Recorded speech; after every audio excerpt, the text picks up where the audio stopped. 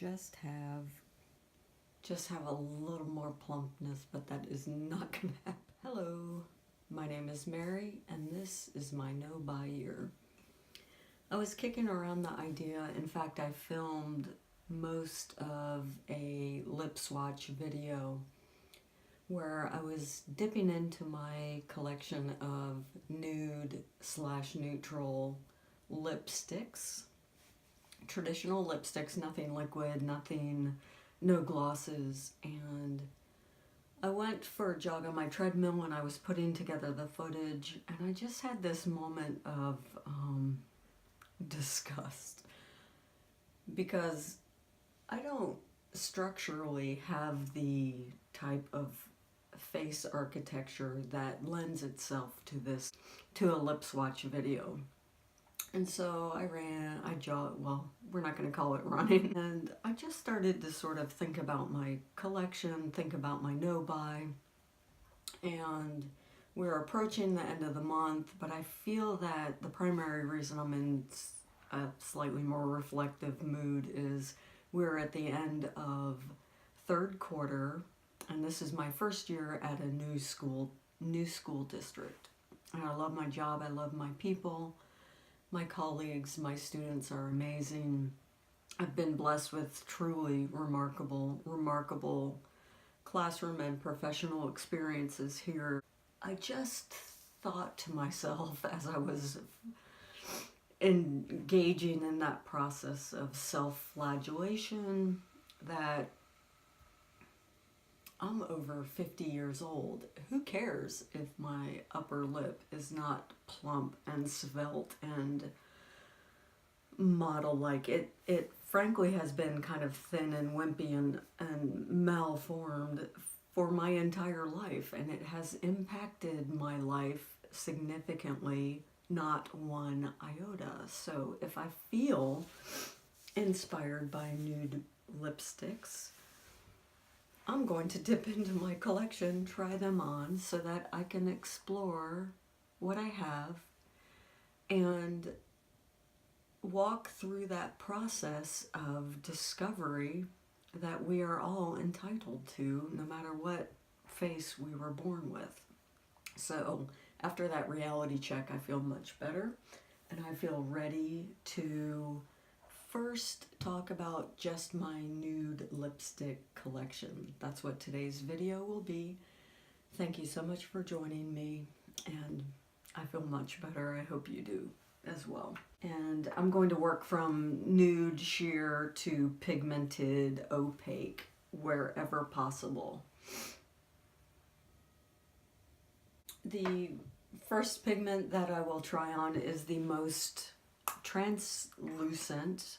This is my Nars lipstick in Orgasm. It is a perennial favorite.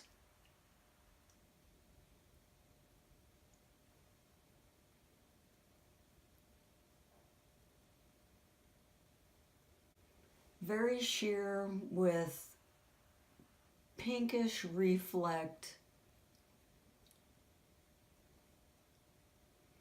And I personally find one of the most awkward things about YouTube is smiling at my camera. So please forgive my awkwardness. I will hold up the bullet so you can see the pure pigment form. Next up, that has been obliterated, wiped off my mouth with my little makeup remover wipe. Next up we have Charlotte Tilbury Bitch Perfect. This is the first lipstick I will ever use up entirely. I love the formula, I love the color, I love how it wears. It is my favorite go-to daytime lipstick.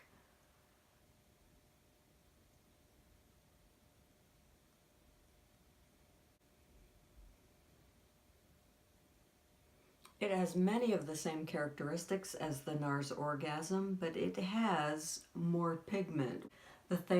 My observations about this formula are, I love how it wears. It has a little bit of drag as it's going across the lips, but it is super comfortable to wear. It is hydrating, it does not dry my lips. So that takes us to our Chanel Coco Rouge in the shade 402 Adrienne. This is another one of the lipsticks that I will probably use up this year. I love it. It is, again, I think you can see on the side what the wear pattern looks like. I love it. It is super hydrating, super comfortable. My lips but better. Absolutely delightful, and you truly feel luxurious, or I truly feel luxurious wearing this lipstick.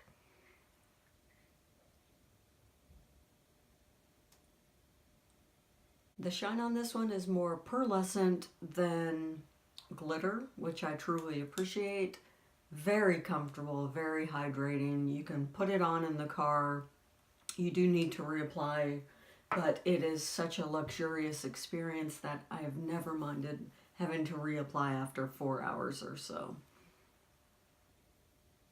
I will go in with my 2 Clinique lip pops. These were both sample sizes, gifts with purchase. I do purchase some Clinique skincare, and I worked with someone who was a Clinique rep at my old school district, and he was so generous. He always was very liberal with the free samples and the Christmas gifts. So, and I would always purchase from him when possible.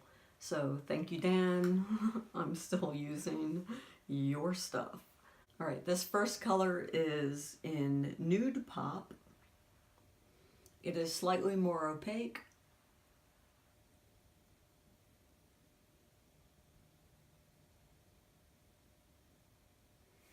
It has a slightly pearlescent finish, not matte.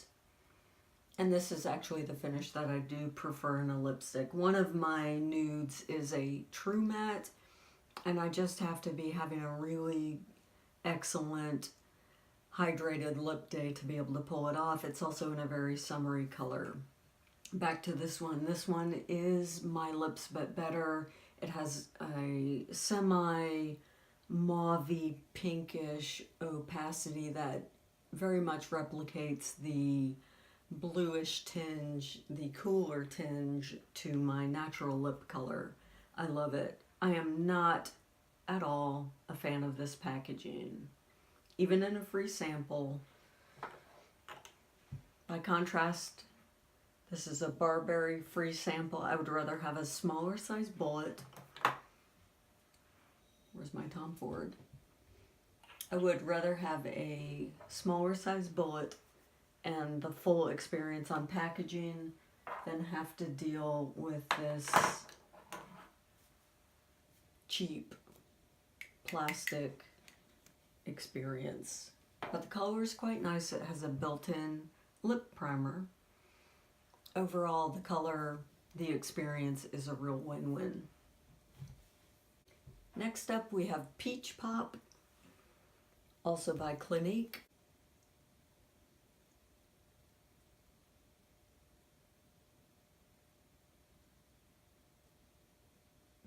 Now, Temptalia lists this as a near dupe for the Charlotte Tilbury Bitch Perfect.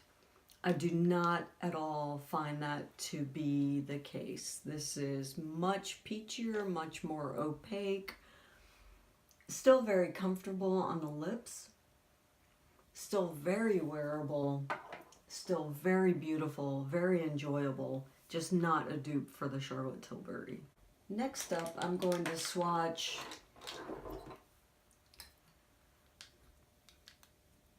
three in my collection, which are the Tarte Lip Sculptors. They have a bullet on one. Oh, that was a disaster. Not really. They have a bullet on one end and a gloss on the other. The first shade that I will swatch is Adore. This is the first lipstick that I was gifted at Ulta on my first shopping trip to Ulta in Southern Pines in summer of 2017. It is a lovely neutral mauve-y, fairly opaque color that is somewhere in between. I would call this a cream finish. It is somewhere, it's very comfortable. It is nicely pigmented. I will have to get the lid. I hope I remember to get the lid in a little while. It is truly moisturizing, wonderful, wonderful lipstick. After I purchased that, I was compelled to dip into and build my Tarte collection, hence another set of 5. Now I am going to swatch 2 pigments today. They're fairly indistinguishable from one another. The first one will be 9mm, fairly opaque, peachy pink.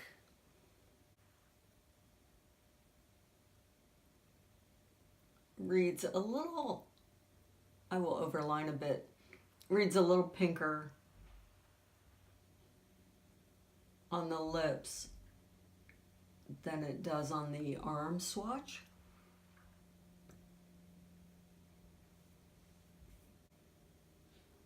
Christmas 2017, people.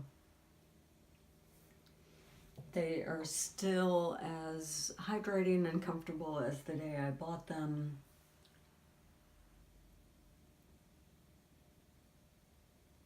But I do not generally reach for these.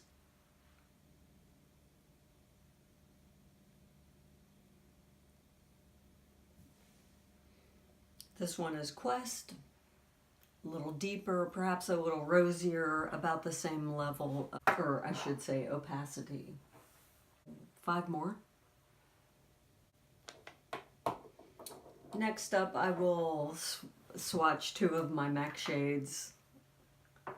They are very similar with different finishes though. Similar in undertone, different finishes.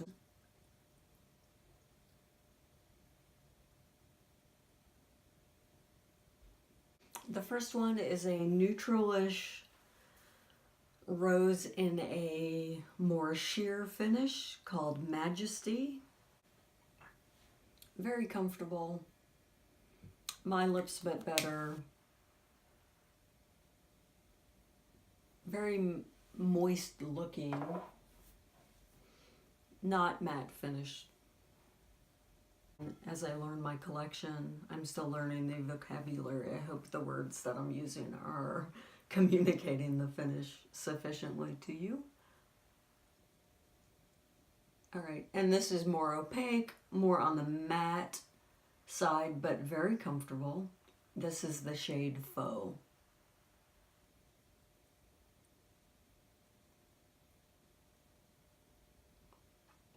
Turns out I am making a much larger upper lip, but I feel that you can still see the finish. More opaque, more on the rose side, very comfortable. Not a true matte finish because I don't feel like all the moisture is being sucked out of my lips like I do with the next one that I swatch. This brings us to probably the most unusual nude that I have in my collection, the Mercier Velour Extreme Chubby Stick Lipstick. This is in the shade Ruthless, very bubblegum pink. But I fell in love with this in a sample size and purchased the full size in 2018.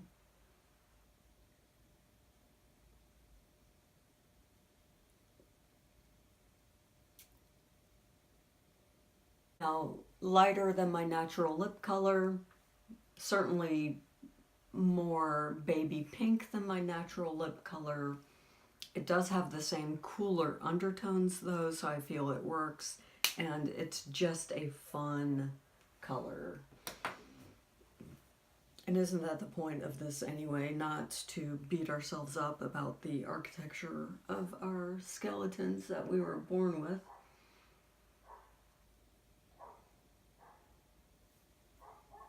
A sentiment I feel that you will all understand, because there is no more self-deprecating social group than women.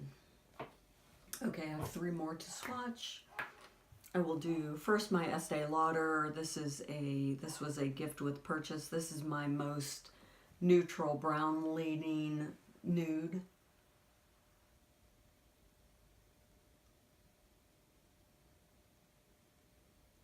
And last year when the double wear lights were discontinued, all the department stores were having sales on them. So I picked up 3 squeezy tubes of the double wear light, and that allowed me to earn a gift with purchase. And I actually do enjoy the formula. It's moisturizing. I enjoy having a more brown nude in my collection. And I oftentimes chuck this in my bag to bring to work. It's a winner. Charlotte Tilbury Kissing Blushing Kiss.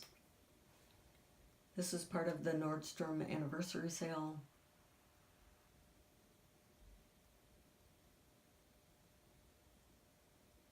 In summer 2018. I do enjoy this shade. It is, I feel that Charlotte Tilbury's formula has the perfect drag across the lips. I love this formula. They're highly pigmented. They are always tasteful color stories, and it doesn't hurt that I love the packaging. The rose gold fluted bullet with it's not magnetized, but it has a very satisfying snap. And the last one is my Pat McGrath Luxe Trance, which was right before the holiday season. Purchased during one of the clearly too tempting VIB sales, and by that time I had hit Rouge, and I just could not refrain from, I had no self-control at that point. This is more transparent, although in the bullet it looks deeper, and it does have micro glitters in the formula. You can feel the micro glitters drag across your lips.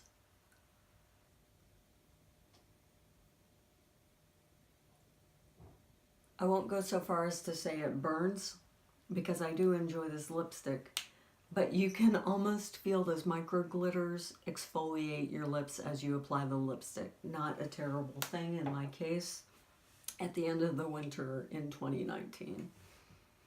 And the reason I swatched this one last is that truly those micro glitters will be impossible to remove from my lips. All right, I will show you my swatch, walk through the finishes and some final observations, and then I will sign out. Before I give you my final thoughts on my collection, my nude lipstick collection, I wanted to line up the swatches on my arm and just review the names for you so you can see a comparison of colors, tones, and finishes. First on the left is my Nars Orgasm, which is a peachy pink with shimmer and a translucent, the most translucent veil of my neutral lipsticks. This is the Charlotte Tilbury Bitch Perfect. This is the Chanel Coco Rouge in 402 Adrienne. It is my epitome of the luxury lip. Next to that, you have the Clinique Lip Pops in Nude and Melon. To the right of that are my three Tarte lip sculptors in Adore, 9mm, and Quest. Next to that, you see the Laura Mercier Extreme Velour Matte Lipstick in the color Ruthless. Next to that is my Estee Lauder Pure Color Envy in 106 Discreet. And the last two are Charlotte Tilbury Kissing Formula in Blushing Dream and the Pat McGrath Labs Blitz Trance lipstick in the color Nude Romantique number 71. Of filming, I've neglected to add my two MAC lipsticks in Majesty and Faux. Finally, we're having a beautiful weekend with no rain, or rather, it's not supposed to rain until tomorrow, and I'm out here with my dog, walking and reflecting on my nude lipstick collection. I do want to, I'm barefaced now, I really need to wrap up and post this nude lipstick video extravaganza and give you my final thoughts. And my final reflection after a video, putting together a marathon video like that, that is roughly 1/3 of my lipstick collection. It is ridiculous for someone with my facial architecture to have such an absurdly large lipstick collection, and documenting it here on my No Buy is an excellent, truly drives that point home in a personal and slightly embarrassing manner. So I will not be buying any more lipsticks in 2019 because it's my no buy, but I truly am now able to have a bird's eye view of the discrepancy between my wants and my personal fantasy of self and the reality of my collection and all of those things combined. So it makes it easier to suppress some of the temptations that I encounter when I'm looking at all of the interesting new releases, or perhaps considering trying one of the luxury lipsticks that is always on the horizon in the guise of a temptation. So I feel that, in the words of Harry Potter, mischief managed. Thank you so much for joining me. I truly appreciate the fact that I now have 25 subscribers. I have not done any kind of social media publicity on with my existing friends, and I sort of jumped into YouTube figuring that there was a lot to figure out on the fly. I've been able, with your indulgence, to make a lot of rookie newbie mistakes on my channel, with my content, with my video production, with learning all of the logistical and technical aspects of YouTube and posting, filming, splicing, editing video. And I'm so grateful that every one of you is here, and thank you for allowing me to grow in public like this in this medium. If this is your first time viewing my channel, thank you so much for making it this far. I would be thrilled if you would hit like, subscribe, and the notification bell. I've been brainstorming some content, and I'm excited about some of the videos that I will be attempting to put together over the next month. And I just very much want to say thank you for tolerating my rather steep learning curve. I will sign off for now. More filming to do later in the day. Ciao.